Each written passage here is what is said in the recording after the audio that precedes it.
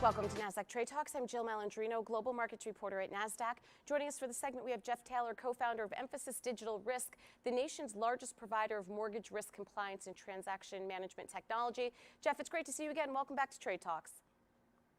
Thank you so much for having me, Jill. You got it. And what are the top 3 things borrowers need to know or do to get their forbearance in order? Even though the deadline has passed, there are still more than 1 million borrowers in forbearance and need to know what to do to successfully exit and modify their loans.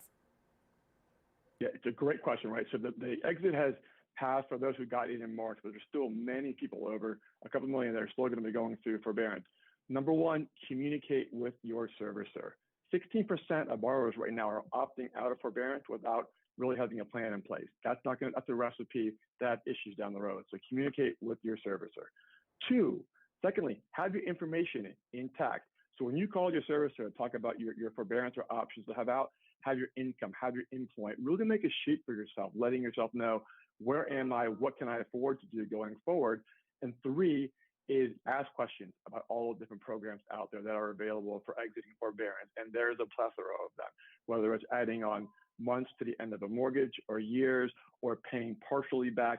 There's all types of different programs that will work right now. But again, it's communication. The one thing that I would emphasize right now is people do need to be proactive. Don't wait for the servicer to call you. Call your servicer. You know your timelines. You know when your 18 months are up. There's a tremendous amount of ways to be helped. You can help yourself, but take the initiative, get yourself organized, call your servicers. That's going to be the best outcome. And your firm took a big undertaking to gauge the national sentiment of prospective home buyers in a recent 2,100-person survey. Some believe that mortgage payments are getting more and more unaffordable, and this will affect the purchase market. What are your thoughts around that? I mean, so if you look over the last 12 months, right, home prices are up nationally about 20%.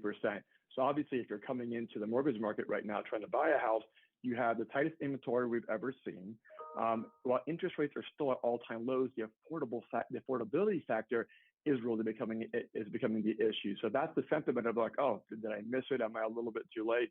So they really need to be patient and buy time to make sure that they can afford the house that they're going to buy, or rent until that time comes along when they can buy the right house. The second sentiment is people are really concerned about rates rising. I don't think rates are going to really rise, in the course of the next 12 months. But what you will see is the Fed start to taper. And the first thing they'll probably start to taper is the mortgage-backed securities they're buying. So that will inherently have mortgage rates, those are directly correlated, have mortgage rates go up a little bit. So it will get more expensive. But as a consumer, you got to figure out, where are you in life? What can you really afford into a monthly payment, and make those decisions. Well, Jeff, you had spoken about really tight inventory before. So my question to you is, do you have any tips for winning a bidding war to make sure your offer is accepted right away? You really don't have the time to kind of shop around in today's market, as you're well aware of. You do. And in many markets, cash offers at all price points are winning it. So if you're going to have a mortgage, here's what you do.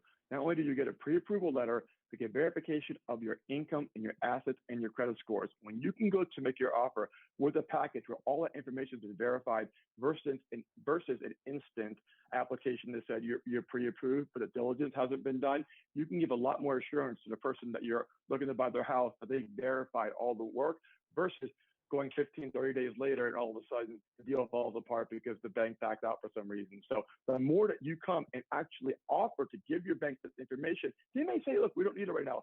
Here's your pre-approval letter. I said, no, let me go through this. Here's my credit score, what they have, income, assets, employment. So you can walk in and make your offer. That's going to be the closest thing that you can do to putting yourself on par with a cash offer. All right, Jeff, appreciate the insight. Thanks for joining us on Trade Talks. I'm Jill Malandrino, global markets reporter at Nasdaq.